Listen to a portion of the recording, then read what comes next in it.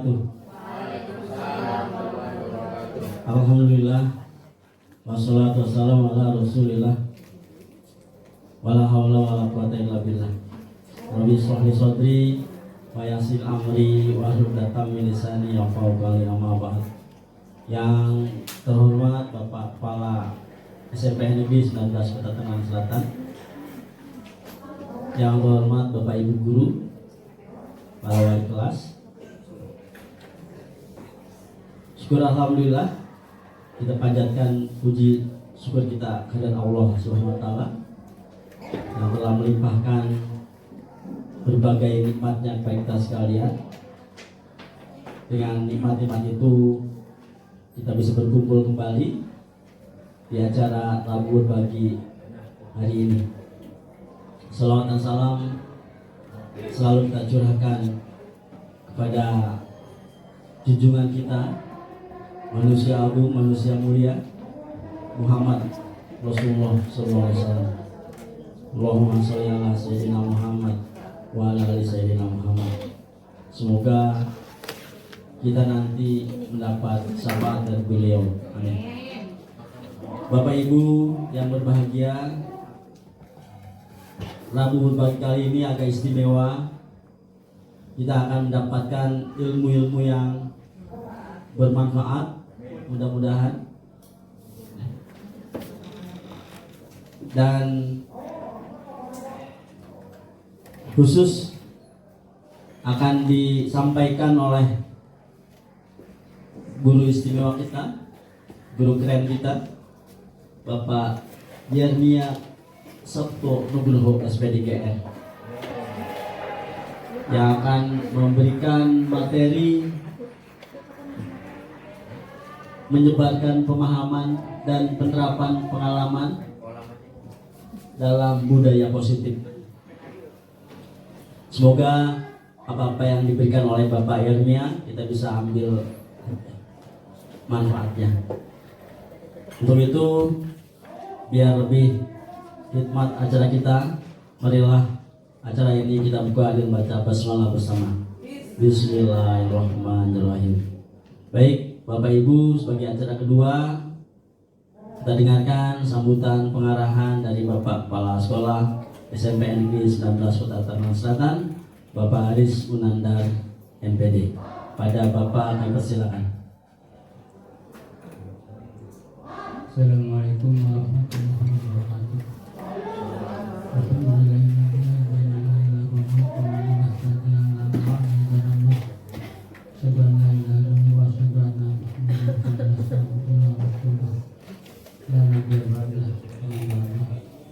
Bapak Ibu yang kami hormati, yang senantiasa sehat, alhamdulillah Musri dan sehat Musri.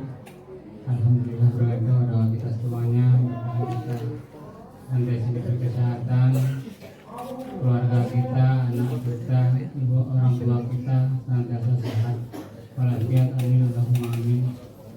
Mudah-mudahan kesempatan kita bekerja sebagai seorang guru dan seorang pendidik yang akhir ini kita dihebohkan oleh guru yang menghukum sholat, ya, itu 50 juta Ibu harganya.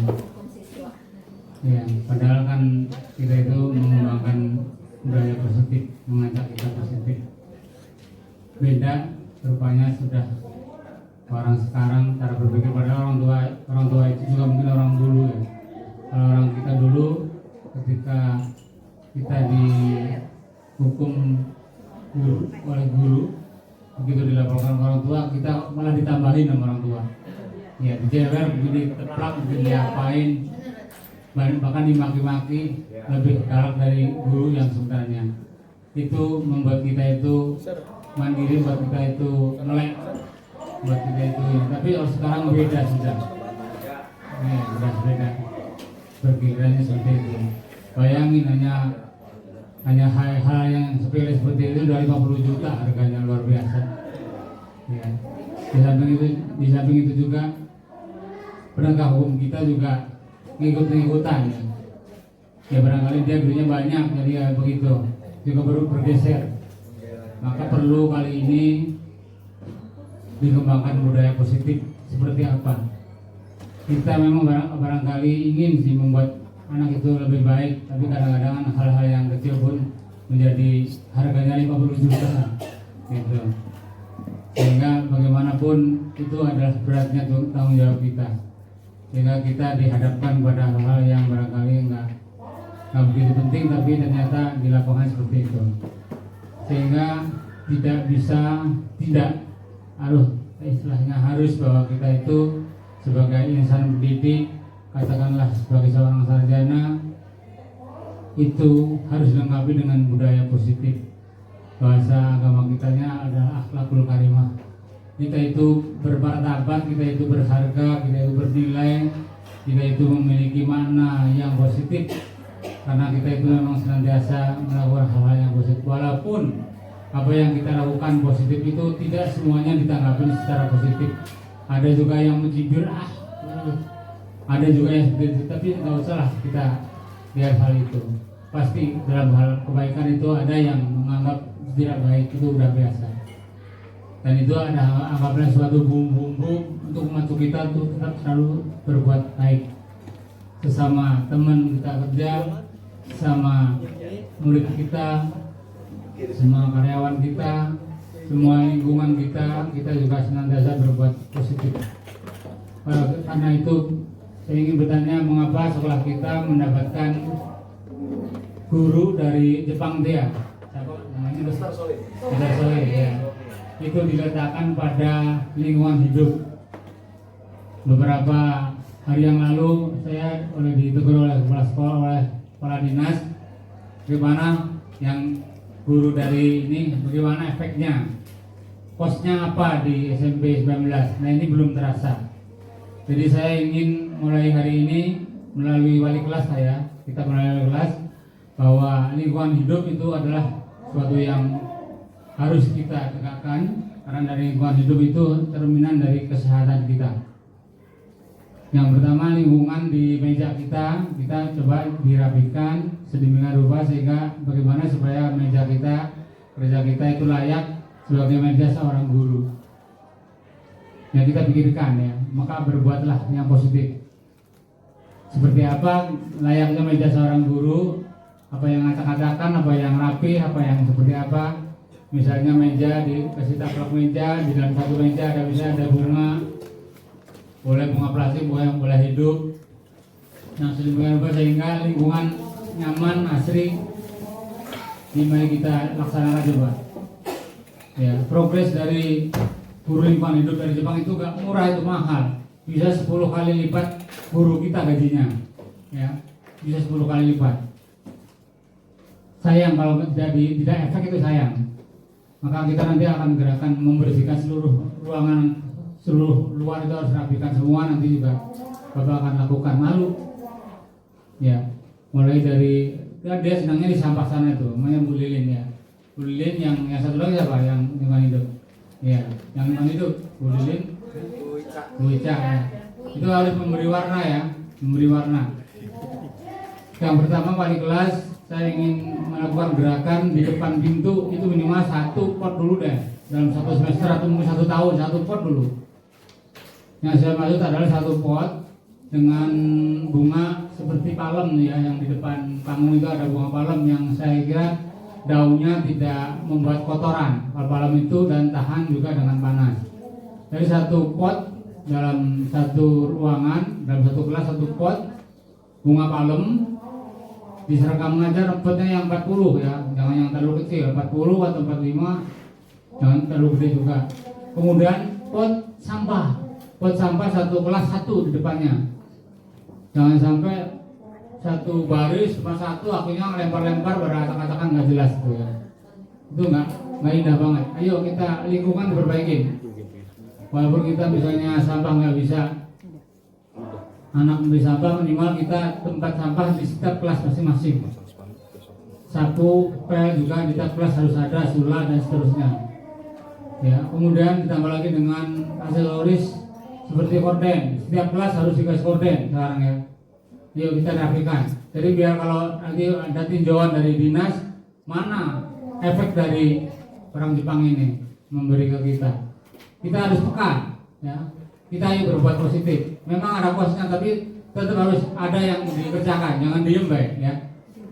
Harus dikerjakan, harus ada target. Satu semester ini misalnya 1 pot aja, yang malam itu tadi itu, ya barangkali 100.000 kali ya kurang lebih harganya itu. Silahkan nyari masing-masing lah, ya. Itu bunga atau mungkin dengan bersama dengan OB suruh nyarikan, ibu balik kelas tinggal beli OB, ya.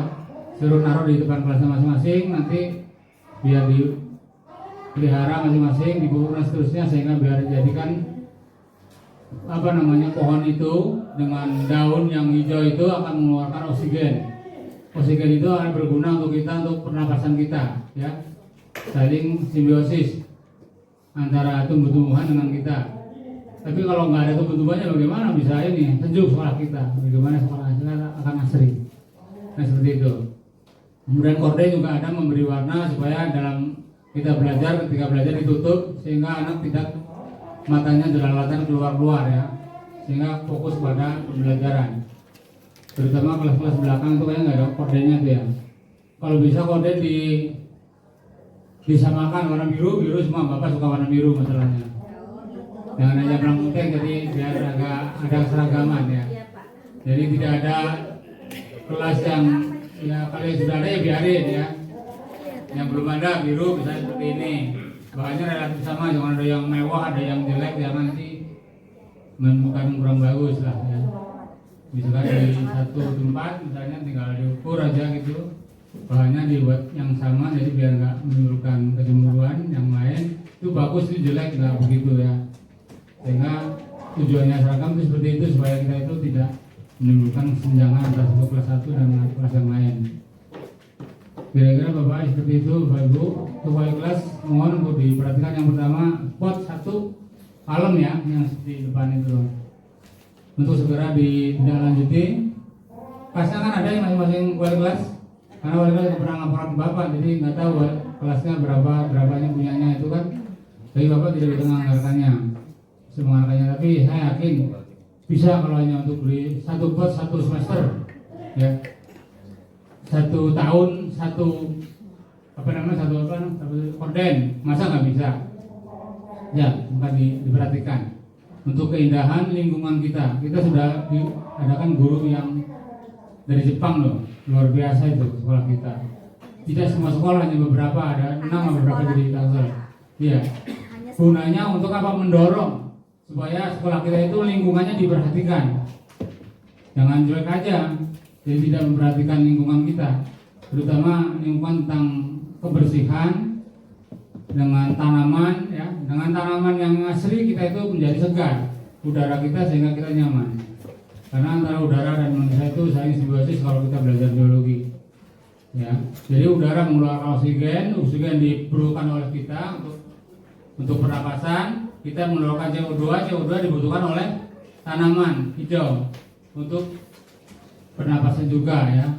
Sehingga kita antara itu saling simbiosis, saling memerlukan. Tumbuhan memerlukan kita juga sangat memerlukan tumbuhan. Oleh karena itu nanti juga saya ingin yang belakang ini kita tanaman apa itu namanya, mangga, ya, yang agak besar, sehingga kalau besar kan daunnya agak hijau, ya, agak hijau tidak gersang di sepanjang depan kantin tuh. Sehingga nanti daunnya biar di atas sehingga rimbun, bawahnya tidak panas. Nah itu ya. Maka di belakang itu sengaja tidak dilakukan pemotongan karena takut longsor, ya, dan digunakan pernapasan untuk udara kita, terutama di pagi hari akan sedap sekali. Bapak Ibu yang kami hormati, tetap kita berpositif, berbudaya positif, santun, cinta satu kita itu yang utama, itu sebagai ciri dari orang yang berpendidikan.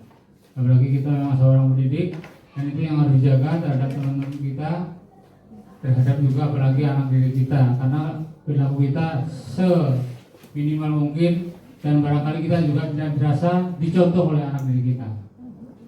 Itu akan berpengaruh yang luar biasa terhadap diri kita. Walaupun tidak 100% karena sekarang itu terbukanya pensos, sehingga hal-hal yang barangkali nggak mungkin menjadi mungkin. Dan itulah beratnya kita sebagai pendidik, seorang guru di masa kini, karena kita bukan hanya mengajar tapi mendidik. mendidiknya inilah yang berat sekali buat kita. Dengan adanya medsos yang sangat terbuka, bully yang sangat terbuka di medsos, anak-anak hanya tinggal ngikut-ikut aja, gitu kira-kira seperti itu. Maka dari itu kita jangan putus asa, walaupun teman kita ada yang 50 juta, ya, kita jangan sampai ya. Kita sampai saling berdoa, ayo mudah-mudahan kita ikhlas untuk anak-anak bangsa kita menjadi generasi berikutnya, generasi yang senantiasa melestarikan budaya yang positif. Demikian, assalamualaikum warahmatullahi wabarakatuh. Demikian sambutan pengarahan dari Bapak Kepala Sekolah. Selanjutnya, marilah kita ikuti presentasi dari Bapak Yermia Sabtu Nugroho, SPDGN. Beliau adalah pengajar praktik angkatan 4, fasilitator guru penggerak angkatan 4, dan calon guru penggerak rekognisi angkatan 9. Marilah kita sambut Bapak Yermia Sabtu Nugroho, SPDGN. Tepuk tangan. Ya, assalamualaikum warahmatullahi wabarakatuh. Selamat pagi Bapak Ibu semuanya. Semangat pagi. Pagi dong. Biasanya kan kayak gitu. Semangat pagi. Ya, yang terhormat Bapak Dr. Andes Aris Munandar, yang terhormat Pak Haji Yusuf, dan Bapak Ibu semuanya. Mohon izin saya berdiri di depan. Bukan berarti saya yang memiliki ilmu yang lebih tinggi, tidak. Tapi selain tuntutan tugas dari aksi nyata CGP rekognisi. Jadi Bapak Ibu di dalam perjalanan pendidikan guru penggerak itu ada peran-peran masing-masing. CGP sebagai orang yang atau guru yang dibina, pengajar praktik itu adalah angkatan daratnya istilahnya. Dia yang langsung bertemu dengan CGP-nya secara langsung di sekolah. Dan ada fasilitator. Fasilitator itu yang bertatap muka di layar maya, di Google Meet atau Zoom Meeting. Nah, keberadaan CGP rekognisi ini adalah kami pengajar praktik yang masih memiliki kesempatan untuk berkarir untuk menjadi kepala sekolah. Jadi ini tidak semuanya bisa diikuti karena harus dari pengajar praktek. Jadi dulu di Tangsel angkatan pertama, di nasional itu angkatan keempat, saya ikut guru penggerak ini tanpa tendensi apapun. Jadi tanpa ada motivasi apapun. Saya tahunya guru pengajar praktek itu ya praktek, karena seni budaya itu praktikal ya gitu. Jadi nggak tahu itu pengajar praktek, tapi ya puji Tuhan, puji syukur dapat pengalaman yang luar biasa. Saya bisa mendapatkan pengalaman mendampingi calon guru penggerak waktu itu di angkatan 4. Dan saat ini saya mendampingi juga guru penggerak angkatan 9 di Kota Cilegon dengan model daring atau jimit. Nah, sekarang bersamaan dengan itu saya tuh menjadi CGP rekognisi karena masih usianya cukup dan bisa berkarir untuk menjadi kepala sekolah dan lain sebagainya, begitu. Jadi mohon dukungannya dan doanya Bapak Ibu. Izin saya rekam di belakang sana dibantu oleh Mas Firman. Tapi kita santai aja ya Bapak Ibu, seperti biasanya aja. Oke, mohon izin Bapak saya sampaikan dengan berdiri ya Pak ya. Oke, Bapak Ibu silakan berdiri dulu biar kita santai gitu ya. Ya, apa Bu? Ya, kebetulan Bu ini sekarang baru pembekalan pengajar praktek ya. Jadi kita doakan juga supaya lancar dan lulus nantinya ya, karena pembekalan ini luar biasa juga, 2 minggu kalau enggak 3 minggu. Oke, Bapak Ibu kita stretching dulu ya. Waktu itu saya pernah mengajari Bapak Ibu Marina menari di menara ya. Oke. Ya, di atas menara. Oke, Marina gimana Bapak Ibu? Volunteer ya. Bu Kurnia dong. Boleh kesini menjadi volunteer saya ya. Marina bagaimana Bu? Oke, Ibu di sini ya, ada di sana. Oke, lihat wajah cantiknya Bu Kurnia ya. Oke, Marina ya menari di menara. Hanya seperti itu saja ya. Oke, tapi lagunya kita ubah menjadi lagunya Cucak Rowo ya. Marina menari di menara. Di menara Marina menari di menara Marina menari di menara Marina menari di menara Marina menari Marina di atas menara, Marina menari di menara. Oke, cukup Bapak Ibu, terima kasih. Tepuk tangan untuk Bapak Ibu. Oke, Bapak Ibu, foto saya terpampang di depan. Bukan untuk narsis, karena untuk tugas aja Bapak Ibu ya. Oke, tapi kebetulan ya saya bersemangat lah mengikuti program guru penggerak ini. Dan selain mendapatkan ilmu ya mendapatkan evidence yang lain, bisa berkenalan dengan guru-guru di luar Tangsel, guru-guru di Atambua, guru-guru di luar Jawa dan lain sebagainya. Saya membayangkan teman rekan saya yang menjadi fasilitator itu, beliau mendapatkan sinyal itu di pinggir pantai. Jadi ternyata perjuangan saya tidak seberapa hebatnya ibu itu. Jadi mendampingi CGP itu di pinggir pantai. Sampai malam-malam disenterin sama suaminya. Jadi ya hebat sekali perjuangan Bapak Ibu yang ada di luar Jawa mungkin ya. Mungkin juga beberapa di bagian Jawa juga masih ada beberapa yang tertinggal, tapi di luar Jawa masih banyak yang membutuhkan support dari pemerintah. Baik Bapak Ibu, saya ingin menyampaikan tentang menyebarkan pemahaman dan penerapan pengalaman budaya positif. Ini ada di dalam modul 1.4 Bapak Ibu. Ternyata setelah saya mempelajari dan pengalaman selama saya menjadi guru, modal utama yaitu satu Pak Heru, sabar. Itu sabar. Jadi kita akan lihat baik-baik sejenak Bapak Ibu. Ada beberapa konsep inti dalam budaya positif. Perubahan paradigma positif, disiplin positif, nilai-nilai kebajikan universal, ada kebutuhan dasar manusia, motivasi perilaku manusia, posisi kontrol guru, keyakinan kelas, dan segitiga restitusi. Nah, lanjut Bu. Dalam perjalanannya, seperti yang disampaikan oleh Bapak Kepala Sekolah, manusia itu berubah Bapak Ibu. Manusia itu mengalami perubahan paradigma. Begitu juga di pendidikan.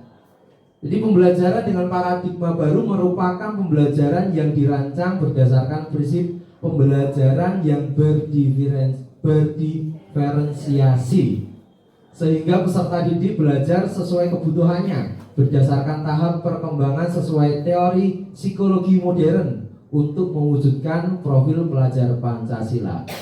Nah, P5 atau profil pelajar project penguatan profil pelajar Pancasila itu merupakan salah satu untuk upaya untuk mewujudkan profil pelajar Pancasila.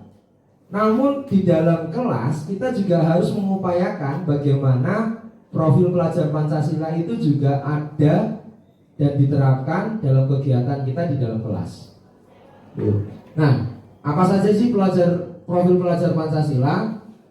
yaitu kreatif, bernalar kritis, mandiri, beriman dan bertakwa kepada Tuhan yang Maha Esa, dan bertakwa mulia. Ya, ini yang pertama ya, berkebinekaan global dan bergotong royong. Jadi itulah yang ingin dituju. Ya, kita standar dari Kemdikbudnya seperti ini. Jadi, diharapkan peserta didik itu menjadi profil pelajar Pancasila. Oke. Nah, kita Bapak Ibu ya, saya ingin bermain sejenak ya. Kalau tadi hanya ice breaking sebentar, Bapak Ibu boleh dengan teman yang sesama jenis boleh, berbeda jenis boleh, untuk bermain cobalah buka. Cobalah buka. Apa itu? Wah, langsung. Oke, Pak Agus bisa dengan Pak Heru ya. Nanti ya. Contohnya seperti ini, Bapak Ibu coba genggam tangan dari Bapak Ibu atau Bapak yang ada di samping Bapak Ibu. Pak Agus bisa ke Pak Heru nih ya. Oke. Ya, digenggam keras ya. Oke, katakanlah Bapak Ibu yang sebelah kiri, misalnya ini boleh sama Bu ya. Oke, nanti Bu Yuni. Oh ya, videonya jatuh. Sebentar ya. Bapak Ibu ini perlu di video ya. Nah. Jalan, masih jalan ya? Jalan. Oke. Kalau enggak di stop dulu terus di play dulu dong. Oke. Ya, ini karena harus ada dokumentasi Bapak Ibu ya. Oke, digenggam ya. Terus nanti bergantian Bapak Ibu. Bergantian, digenggam ya, digenggam. Katakanlah Bu Mutia dan Bu Hartati. Bu Hartati berusaha untuk menggenggam sekencang-kencangnya. Bu Mutia ya, Bu Mutia berusaha untuk merayu membuka tangan dari Bu Hartati.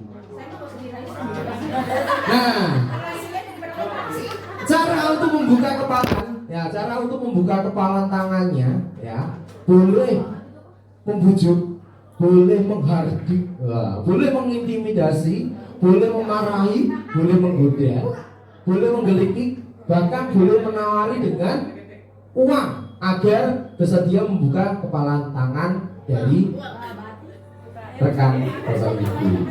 Oke, 30 detik dari sekarang ya Bapak Ibu. Bisa dimulai. 1, 2, ya. 1, ya Bu. Pak, sudah. Oke, ya. Nanti ya Pak Heru sama Pak Agus tuh. Oh, volunteer di sini. Ayo Pak. Ayo. Oke, ya. Digenggam. Ya, dikepal seperti ini terus. Bagaimana caranya untuk dibuka? Ya, begitu. Coba dibuka, gitu ya. Intinya satunya digenggam, bukan engkol seperti itu Bu. Tapi contohnya maaf Pak Heru. Satunya menggenggam, satunya merayu. Bagaimana? Pak, buka dong. Atau gimana? Buka dong. Aku punya uang nih 100.000. Gitu contohnya. Digenggam yang paling kencang. Gimana caranya? Oke, silakan Bapak Ibu dipraktekkan. 1, 2, 3. Apa namanya? Aku beli bandengnya deh.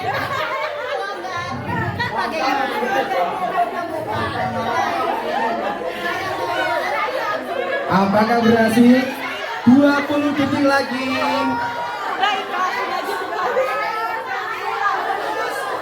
Ayo. Apakah ada yang berhasil membuka? Ya. Apakah ada yang berhasil membuka? Oke. Cukup Bapak Ibu ya. Oke. Tepuk tangan. Bapak Ibu, izin ini ya. Mohon maaf Pak Heru atau Pak Bu Siva. Tolong di iniin ya karena harus didokumentasikan. Sesi pertama Bapak Ibu. Oh iya, siap. Itu tadi ada yang merayu atau menghardik dan mengancam dan lain sebagainya, ada yang mengepal tangannya. Ya, siapa yang berhasil? Siapa yang terbuka? Udah ikhlas. Ya awalnya nggak dilepas Pak, terus pas udah waktunya udah habis, ya udah diikhlaskan aja. Oke. Ada yang mau menyampaikan? Bu Apni? Berhasil atau enggak? Kalau saya mah ngalah aja deh sama yang lagi hamil, aku kontraksi saya. Oh gitu ya. Mengalah karena Bu Wida hamil takutnya kontraksi. Bu, ada yang mau menyampaikan? Ngebuka karena digelitikin. Oh gitu ya. Terbuka karena digelitikin. Ya. Bu Yudi tadi sama? Oh iya ya, oke. Bu Yuyu, misalnya ini? Tidak terbuka. Tidak terbuka. Tidak tergoda. Tidak tergoyahkan dengan apapun. Nah, oke. Ya, sekarang gantian. Saya kasih waktu 30 detik lagi. Satu, gantian ya, gantian. Bertukar pelan. 1, 2, 3.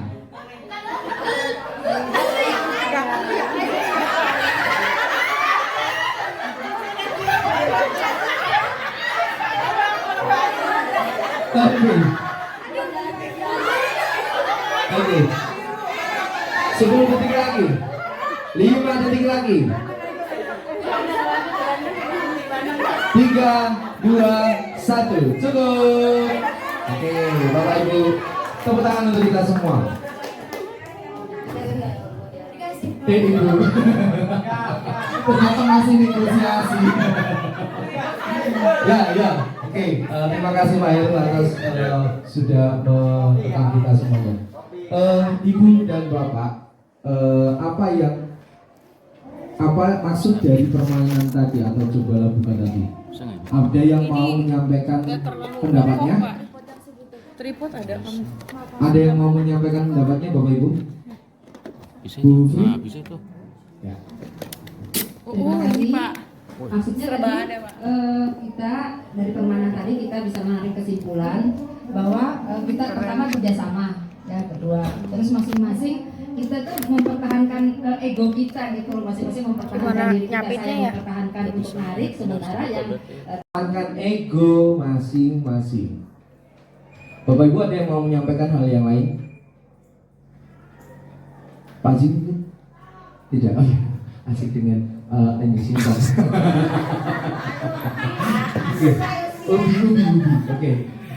Bapak Ibu, apakah yang mengapa? Dalam kegiatan ini sesungguhnya siapa yang memegang kendali atau kontrol untuk membuka atau menutup kepalan tangan? Diri sendiri. Jadi seberapa kuat orang di luar itu mempengaruhi kita. Kalau kita tidak mau membuka diri, membuka dari kepalan tangan, dia nggak akan bisa. Sama seperti murid-murid kita Bapak Ibu. Seberapapun keras kita ngomong, kamu gini. Nah ini ya yang sering kita lakukan. Saya itu terutama ya Bapak Ibu. Ayo anak-anak, ayo cepet. Tapi kalau di dalam dirinya nggak ada motivasi intrinsik, motivasi diri, ya nggak akan bisa untuk berubah. Baik, next book. Oke, jadi sebenarnya itu adalah miskonsepsi tentang teori kontrol. Kita mampu mengontrol anak itu hanya ilusi Bapak Ibu. Ilusi bahwa semua penguatan positif, efektif itu dan bermanfaat, ya. Ilusi guru mengontrol murid. Nah itu hanya ilusi sebenarnya Bapak Ibu. Orang dewasa pun juga ilusi bahwa aku berhak untuk mengatur anak kecil atau anak-anak kita. Itu hanya ilusi. Nah, ilusi bahwa kritik dan membuat rasa bersalah mampu menguatkan karakter, itu ilusi. Nah, kita ini berdasarkan teori kontrol yang disampaikan oleh Gosen atau bukan Gosen ini ya, Gojek Sen ini ya. Oke, lanjut Bu. Awas ya. Ya. Bukti ya. Udah jelas. Nah, Awas ini. Oh iya. ini yang terjadi, ini juga disampaikan oleh Pak Imam waktu itu ya. Goyang-goyang nggak? Oke. Stimulus respon tentang dunia dan teori kontrol tentang dunia. Jadi ada dua kubu ini ya Bapak Ibu, tentang stimulus respon dan tentang dunia. Ada realitas kebutuhan kita yang sama. Ternyata teori kontrolnya kebutuhan kita, realitanya berbeda. Ada yang suka mendengarkan saja anak-anak, ada yang suka melihat, ada yang sambil bergerak ya. Ini Bu Anita, Bu Nita, Pak Heru, Bu Wida lebih paham lah orang-orang BK ya, guru-guru BK. Semua orang melihat hal yang sama, enggak Bapak Ibu? Teori kontrol mengatakan setiap orang memiliki gambaran yang berbeda ya, perspektifnya berbeda. Stimulus respon tentang dunianya, kita mencoba mengubah orang agar berpandangan sama dengan kita. Tidak. Kita berusaha memahami pandangan orang lain tentang dunia. Itu yang tepat. Perilaku buruk dilihat sebagai sesuatu kesalahan. Nah, ternyata semua perilaku itu memiliki tujuan. Mengapa sih anak itu terlambat? Mengapa sih anak itu nggak pakai dasi? Ada tujuannya Bapak Ibu. Ternyata setelah ditelisi, pengen eksis aja Pak, pengen dilihat, dipandang dan lain sebagainya. Nah, saya lanjut. Saya bisa mengontrol orang lain. Ya, kita tidak bisa mengontrol orang lain. Terlihat pada permainan tadi, ya, yang sederhana tadi. Oke, model berpikir menang atau kalah. Nah, itu yang stimulus respon tentang dunia, itu yang ilusi kita. Tapi teori kontrol mengatakan model berpikir win-win atau menang-menang. Baik, ukurnya dilanjutkan Bu. Oke, nah ini mempengaruhi seseorang dalam tertanam bahwa dirinya memiliki disiplin. Ya. Disiplin berasal dari kata disiplina yang artinya belajar. Disiplin mengacu pada disiplin diri yang memiliki tanggung jawab terhadap apa yang dilakukan berdasarkan nilai-nilai yang diyakini. Disiplin positif merupakan salah satu cara penerapan disiplin yang bertujuan untuk menumbuhkan kesadaran serta memberdayakan peserta didik tanpa imbalan, tanpa penghargaan, tanpa ancaman atau hukuman. Sebagai pendidik, tujuan kita adalah menciptakan peserta didik yang memiliki disiplin diri sehingga mereka berperilaku mengacu kepada nilai-nilai kebajikan universal dan memiliki motivasi intrinsik dalam perubahan perilaku ke arah yang lebih baik. Inilah yang diharapkan Bapak Ibu. Walaupun ini susah. Kita semua pasti memahami anak-anak kita seperti apa, karakter latar belakangnya seperti apa. Maka dari itu ini PR besar buat kita untuk diri kita, mulai dari diri sendiri, berubah cara pandangnya terhadap murid. Bahwa kita tidak bisa mengontrol mereka, tapi kita bisa menstimulus mereka untuk melakukan nilai-nilai kebajikan universal. Lanjut Bu. Oke. Nilai-nilai kebajikan itu apa saja? Lanjut. Nilai-nilai kebajikan itu apa saja? Nilai-nilai itu kebajikan merupakan nilai-nilai yang disepakati bersama, ya, lepas dari suku, bangsa, agama, bahasa maupun latar belakangnya. Contoh nilai kebajikan institusi atau organisasi. Profil pelajar Pancasila, ya, ini teori bukan teori. Ini adalah standar saat ini, Bapak Ibu. Anak-anak diminta untuk menjadi goalnya sebagai memiliki profil pelajar Pancasila, beriman bertakwa kepada Tuhan Yang Maha Esa, berakhlak mulia, berkebinekaan global, bergotong royong, mandiri, bernalar kritis, kreatif. Ada juga teori tentang IBO, ini diambil dari IBO Primary Years Program PYP. Ada toleransi, ada rasa hormat, integritas, mandiri, empati, keingintahuan, kreativitas, kerjasama, percaya diri, dan komitmen. Ada pula dari 9 pilar, bukan wali kota kita ya, wakil dan Manasake ya. 9 pilar karakter Indonesia Heritage Foundation atau IHF. IHF, bener ya istilahnya, IHF ya, IHF. Cinta Tuhan dan segenap ciptaannya, kemandirian dan tanggung jawab, kejujuran, amanah, diplomatis, hormat dan santun, dermawan, suka menolong dan gotong royong, percaya diri, kreatif, pekerja keras, kepemimpinan, keadilan, baik, rendah hati, toleransi, kedamaian, dan kesatuan. Oke, silakan Bu.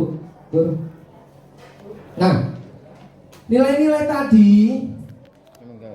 ya yang menjadi perilaku manusia, motivasi perilaku manusia. Nah, terdapat juga kebutuhan dasar manusia. Anak itu ternyata main HP saat pelajaran kita ada kebutuhannya, yaitu kebutuhan kesenangan. Dia lebih happy daripada pelajaran kita. Ya, dia lebih asik daripada pembelajaran kita di kelas. Nah, itu yang nanti kita sampaikan di restitusi. Kebutuhan manusia adalah segala sesuatu yang dibutuhkan oleh manusia mempertahankan keseimbangan fisiologis dan kondisi yang bertujuan untuk mempertahankan kehidupan dan kesehatan. Ya, lanjut Bu. Apa sih kebutuhannya? Contohnya ya, menurut Dr. William Glaser ya, itu disampaikan kebutuhan manusia itu ada penguasaan atau ingin berkuasa, ingin mempertahankan dirinya, ya. Lalu ingin bertahan hidup, itu pasti. Ya, kita semuanya sebagai manusia, ya, kebutuhan dasar pasti bertahan hidup. Ada kesenangan, yang saya sampaikan tadi. Anak-anak pada saat pelajaran saya main Rubik gitu. Padahal sudah saya suruh untuk membuat tugas main angklung bersama kelompoknya. Jadi yang lebih asik main itu daripada bermain musik ternyata. Ada kasih sayang dan rasa diterima. Ya, setiap manusia kita juga pengen diterima, pengen dikasih sayangi. Ya. Benar ya, Bu Novia? Benar ya. Pengen diterima, pengen diberikan kasih sayang gitu ya. Oke. Yang terakhir kebebasan. Nah, ini yang sering kali muncul di anak-anak kita.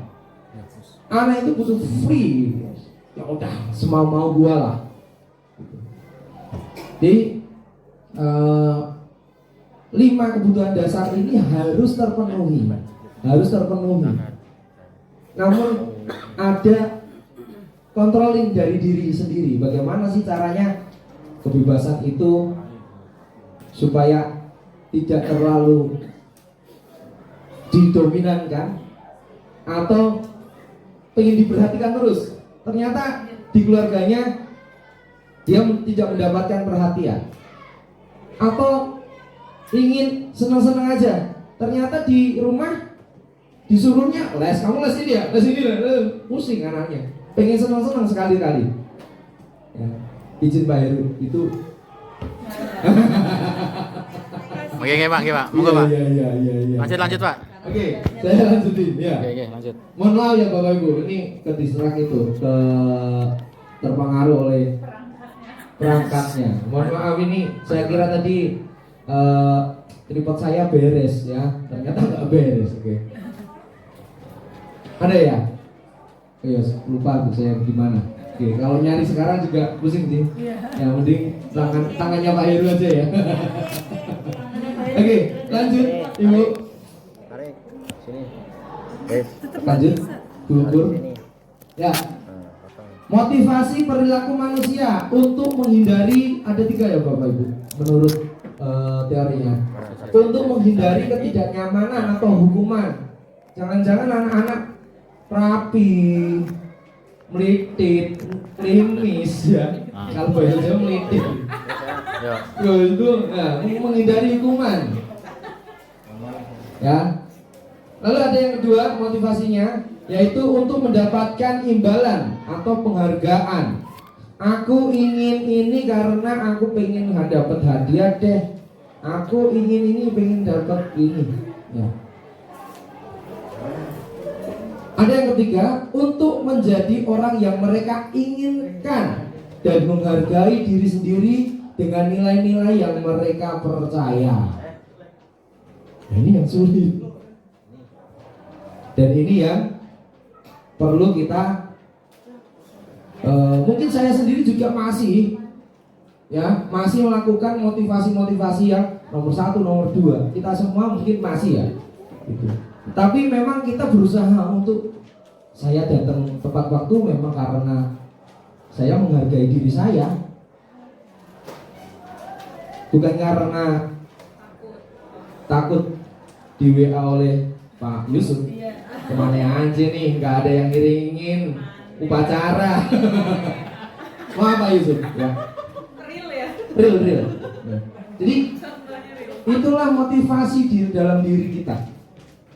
Saya datang terlambat atau saya datang tepat waktu karena saya ingin melakukan tanggung jawab ada di dalam diri kita masing-masing. Ya, oke. Nah, semoga kita semua belajar. Saya juga belajar, masih jauh dari kesempurnaan, ya. Belajar untuk menjadi manusia yang benar-benar memiliki nilai-nilai kebajikan tadi. Ketika mendapatkan tugas, yuk akreditasi, ya udah kerjain. Yuk ada tugas ini dan lain sebagainya ya, kita kerjain aja dengan sepenuh hati.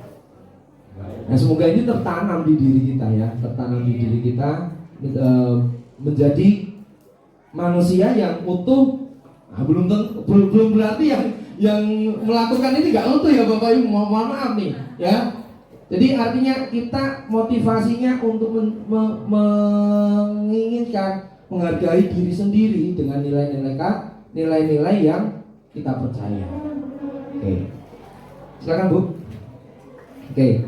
Nah, konsep disiplin dengan identitas yang gagal. Kalau hukuman itu Bu ternyata menyakitkan, pasti Bapak Ibu masih ingat ya, dibalang itu Bu.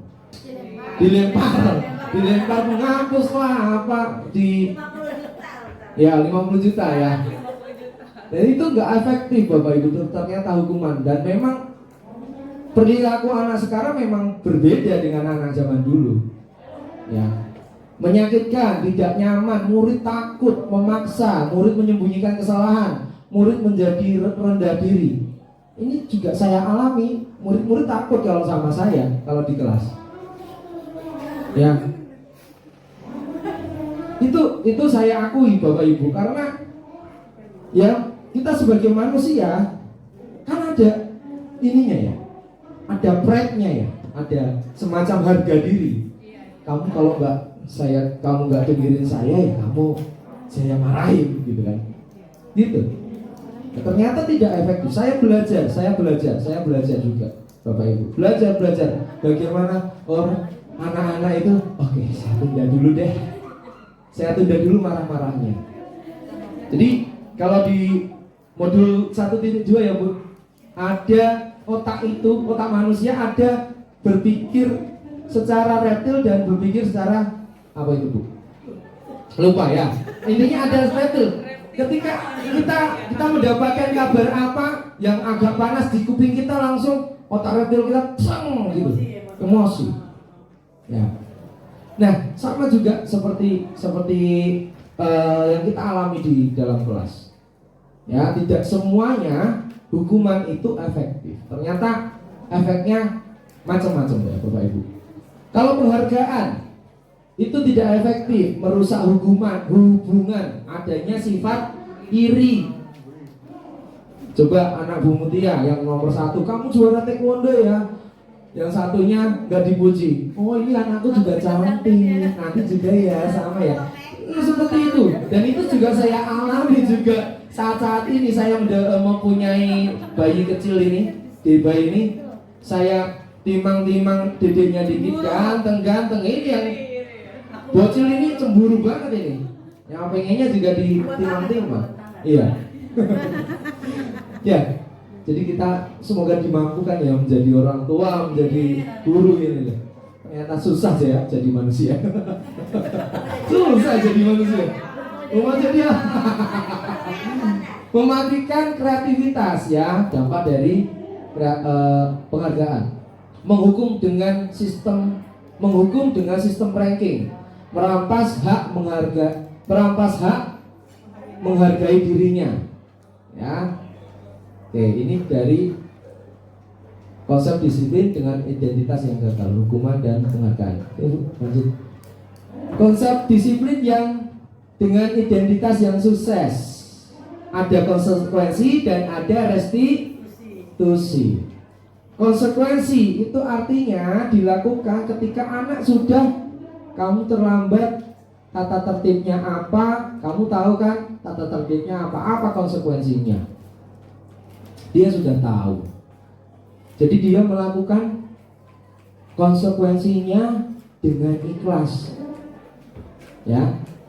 Oke, kita lihat penguatan jangka pendek. Ada penguatan jangka pendek, perlu monitoring berkelanjutan. Anak-anak yang bermasalah di tempat kita pasti perlu monitoring ya Pak Ibu.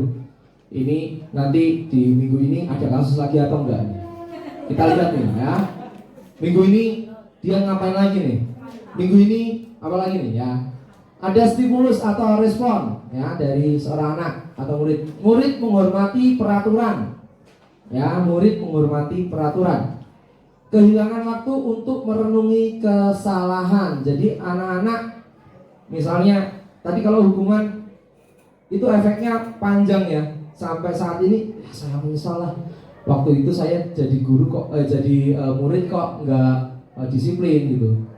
Nah, ada rasa bersalah yang terus dibawa sampai sekarang. Nah, restitusi, murid bertanggung jawab untuk perilakunya. Fokus pada pemecahan masalah jangka panjang. Murid menghormati dirinya dan orang lain. Teori kontrol, dirinya memegang kontrol dirinya, ya. Murid bersemangat memperbaiki kesalahan. Murid bersemangat memperbaiki kesalahan.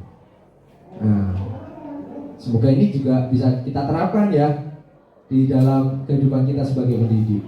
Lanjut Bu. Konsep disiplin, pendekatan restitusi, sebuah cara menanamkan disiplin positif pada murid. Pengertian restitusi itu apa sih? Ya, proses menciptakan kondisi bagi murid untuk memperbaiki kesalahan mereka sehingga mereka bisa kembali pada kelompok mereka dengan karakter yang lebih kuat. Ini dari Gosen ya, bukan GoFood atau GrabFood atau Grab Bike ya. Ciri-ciri restitusi ya, ini yang harus kita terapkan Bapak Ibu ya. Bukan untuk menebus kesalahan, namun untuk belajar dari kesalahan. Ya, menebus berbeda dengan belajar dari kesalahan. Memperbaiki hubungan. Ada tawaran, bukan paksaan. Restitusi menuntun untuk melihat ke dalam diri. Restitusi mencari kebutuhan dasar yang mendasari tindakan. Restitusi diri adalah cara yang paling baik. Restitusi fokus pada karakter bukan tindakan. Restitusi fokus pada solusi. Restitusi mengembalikan murid yang berbuat salah pada kelompoknya sehingga dia menjadi lebih baik lagi. Lanjut Bu. Perbedaan, contoh ya, siswa sering tidak mengerjakan PR ya. Ini sering kita alami. Hukuman, kalau hukuman, guru menghukum siswa tersebut hormat bendera selama 10 menit. Guru marah dan murid takut. Nah ini ya. yang perlu kita hindari ya Bapak Ibu. Ya. Konsekuensi. Guru memberikan konsekuensi untuk mengerjakan PR-nya saat istirahat atau dikerjakan sebanyak 3 kali lipat. Guru tegas dan siswa menghormati peraturan. Ya. Ada restitusi, ya, ada proses dulu. Guru menanyakan keyakinan kelas atau keyakinan dirinya dan membantu siswa menyelesaikan masalahnya. Guru terbuka dan siswa menghormati dirinya dan orang lain. Lanjut Bu. Nah, ini posisi kita ya pada restitusi, posisi kontrol pada restitusi. Pertama apa Bapak Ibu? Kita baca bersama-sama. 1, 2, 3. Penghukum. Yang kedua, pembuat rasa bersalah. Yang ketiga, teman. Yang keempat, pemantau. Yang kelima, manajer. Nah, saya pernah melakukan semuanya nih kayak ini. Penghukum pernah, pembuat rasa bersalah pernah, teman pernah, pemantau pernah. Yang saya upayakan adalah sebagai manajer. Oke, lanjut Bu. Penghukum, patuhi aturan sekolah lalu berdiri di depan barisan. Nah ini contoh kasus kedua. Kita lanjut saja Bu. Ya. Karena nanti ada video dari saya ya contohnya. Keyakinan kelas ya, bagaimana cara membuat keyakinan kelas. Mengapa keyakinan kelas? Mengapa tidak peraturan saja? Mengapa kita memiliki peraturan tentang penggunaan helm pada saat mengendarai kendaraan roda bermotor? Mengapa kita memiliki peraturan tentang penggunaan masker dan mencuci tangan setiap saat? Nah, ini saya sudah buat videonya, namun belum sempat saya edit. Mohon maaf ya, nanti saya sematkan dalam YouTube di situ ya. Oke, jadi di dalam keyakinan kelas itu ada prosesnya Bapak Ibu, berdiskusi tentang peraturan yang ada di kelas, lalu menyusun peraturan menjadi keyakinan, lalu menempelkan keyakinan di kelas, gitu ya. Oke, silakan Bu. Nah, bagaimana pembentukan keyakinan kelas? Ini lebih abstrak daripada peraturan. Jadi sebagai guru, kita itu juga diminta memiliki kemampuan brainstorming ke anak dan ajakan ke anak supaya anak meyakini bahwa nilai-nilai itu penting bagi kehidupannya. Tuh. Sedikit saja biar mudah diingat ya, sedikit biar mudah diingat. Berupa pernyataan universal, dapat diterapkan di kelas, bersedia meninjau kembali keyakinan kelas dari waktu ke waktu. Dibuat dalam bentuk positif, semua warga kelas hendaknya ikut berkontribusi dalam pembuatan keyakinan kelas. Pertanyaannya Bapak Ibu, apakah ini pekerjaan wali kelas saja? Tidak. Saya kemarin ya, contohnya tadi kemarin melihat anak, saya masuk di kelas 83, kebetulan anak-anaknya Pak Agus ini. Ya, masuk ke 83 kita pasti sering kita duluan yang datang ya Bapak Ibu. Ya, padahal kita saya udah telat itu. Udah telat 5 sampai 10 menit. Nah, saya sudah melakukan ice breaking, terus nyanyi dan lain sebagainya. Tiba-tiba anak datang nyelonong aja. Nah, disitulah otak tadi, otak reptil ini waduh mateng gitu ya. Kamu dari mana aja? Ya. Saya bukan orang Betawi jadi nggak bisa berlogat seperti Sidul ini ya. Jadi di situ saya langsung ya udahlah, saya bikin tugas sekalian, tugas CGP rekognisi ini. Ya udah, saya bikin keyakinan kelas di situ. Anak-anak meyakini bahwa datang tepat waktu itu adalah bagian dari nilai-nilai kebajikan yang harus dimiliki setiap orang dan lain sebagainya. Oke, lanjut Bu.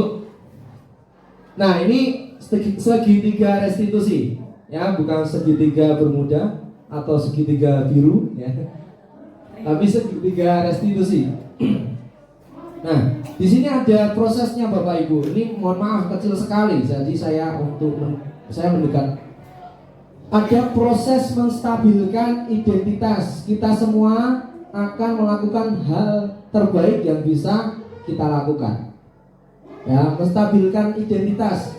Contohnya, setiap orang pasti pernah melakukan kesalahan. Kamu bukan satu-satunya yang pernah melakukan ini. Ya. Oke, validasi tindakan. Semua perilaku memiliki alasan. Contoh, pertanyaannya, kamu tentu punya alasan mengapa melakukan hal ini. Adakah cara yang lebih baik untuk yang lebih efektif untuk mendapatkan apa yang kamu butuhkan? Lalu yang ketiga, menanyakan keyakinan. Kita semua memiliki motivasi internal. Keyakinan kelas apa yang sudah disepakati? Nah, contohnya seperti itu.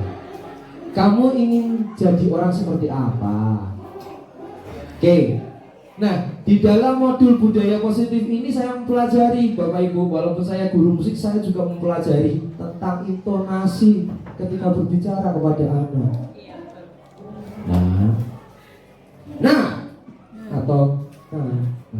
Itu berbeda. Nah, saya selalu belajar untuk menjadi manusia tadi ya, Bapak Ibu. Saya ya. Oke, lanjut Bu. Oke, Bapak Ibu, ini sesi terakhir ya. Saya kemarin iseng-iseng, bukan iseng sih, karena tugas juga. Dan ini kebetulan nyata saya alami dan mungkin Bapak Ibu alami juga. Ya, kita lihat videonya di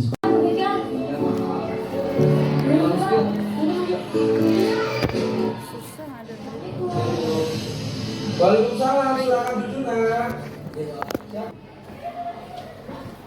Oke, Bapak Ibu, demikianlah video yang sudah saya buat terkait keyakinan kelas dan segitiga restitusi.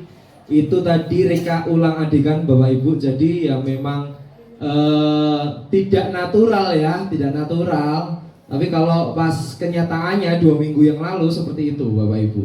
Jadi semoga kita semuanya mendapatkan ilmu yang bermanfaat bagi kita untuk menjalankan tugas kita sebagai guru dan pendidik. Mungkin sebelum saya tutup, apakah ada pertanyaan dari Bapak Ibu? Ya, boleh Bu. Kalau saya tidak mampu menjawabnya, boleh Bapak Ibu bantu ya. Terima kasih. Satu pertanyaan yang singkat. Apakah ada hubungan antara budaya positif dengan adab? Ya, karena katanya adab itu letaknya di atas ilmu. Jadi pepatah mengatakan kalau kurang pintar bisa diajarin, kalau kurang adab susah obatnya. Terima kasih. Tadi pertanyaannya, apakah ada hubungan yang ada? Antara budaya positif dengan adab? Pasti. Ya Bu, jawabannya ada dan pasti. Ketika kita memiliki adab yang baik, pasti kita memiliki disiplin diri. Ya, tadi adab merupakan nilai-nilai kebajikan universal yang ada di dalam diri kita. Ya, izin ya Bu. Jadi nilai-nilai kebajikan universal itu tertanam pada diri kita. Kita datang tepat waktu, anak rapi, itu menjadi nilai-nilai kebajikan universal yang ada di dalam teori pendidikan guru penggerak. Tapi di dalam secara umum ya adab itu tadi Bu, ya. Itu. Ya, semoga ini menjawab ya Bu ya. Oke. Ada penguatan yang lain Bapak Ibu? Penguatan yang lain? Tidak, Pak Yusuf? Ya, oke. Demikianlah berbagi praktik baik terkait modul 1.4 aksi nyata budaya positif. Semoga dengan pertemuan kita ini kita sebagai guru diperkuat lagi untuk menanamkan disiplin positif di dalam kelas, dalam perilaku kita juga sebagai guru di luar kelas, dan menebarkan budaya positif ya dalam kelas maupun di sekolah ini. Semoga sekolah kita menjadi sekolah yang lebih baik lagi ke depannya, dan kita menjadi agen-agen transformasi pendidikan yang lebih maju lagi. Amin, Bapak Ibu. Saya akhiri, mohon maaf atas kesalahan atau kalimat-kalimat kata-kata yang kurang berkenan. Saya akhiri, wassalamualaikum warahmatullahi wabarakatuh. Selamat pagi, salam sejahtera untuk kita semuanya. Demikian Rabu berbagi kita pada pagi hari ini sangat menarik disampaikan oleh Bapak Yermia tentang budaya positif. Ada beberapa hal yang saya catat, ini mungkin kalau nggak salah mohon dimaafkan catatan saya. Yang pertama, sebesar dan sekuat apapun yang kita berikan atau kita berikan nasihat pada siswa, pada murid kita, itu tidak berarti apa-apa tanpa dibarengi kesadaran dalam diri siswa itu sendiri. Ya, kita tidak bisa memaksakan. Guru hanya bisa memotivasi, menstimulus, dan memberikan pengarahan, penguatan. Selanjutnya kita serahkan ke siswa. Oleh karena itu, dalam kita sebagai guru juga tak salahnya atau diwajibkan berdoa biar siswa kita dimudahkan, diberikan kesadaran, dilembutkan hatinya dan sebagainya, sehingga apa-apa yang kita berikan nasihat kepada mereka dapat dicerna dan dituruti. Itu yang bisa saya sampaikan. Terima kasih semua atas perhatiannya, dan kita lihat kita banyak guru, ada 50 ada berapa orang ya kita. Tapi yang ikut ini alhamdulillah baik juga. Walaupun di belakang masih ada yang ngobrol-ngobrol. Ya. Saya sangat menyayangkan, di masih muda-muda saya sudah tua. Ya, kita menghargai orang yang di depan. Terima kasih Pak Yeye, terima kasih semuanya. Mohon maaf saya pembawa acara atau moderator tidak mampu. Terima kasih. Assalamualaikum warahmatullahi wabarakatuh. Tidak mampu apa? Terima kasih Bapak Ibu. Kira-kira dari yang tadi Bu, apa yang didapatkan dan apa yang akan diterapkan dari aksi nyata yang tadi disampaikan oleh Pak Yeye? Oke. Yang didapatkan dari restitusi budaya positif yang disampaikan oleh Pak Yeye tadi, sebetulnya budaya positif itu bisa terjadi awalnya itu memang dari pembiasaan. Pembiasaan itu dimulai ya pasti dari rumah, dari diri sendiri. Begitu juga dengan dari sekolah, kita juga ikut membiasakan, mengajarkan.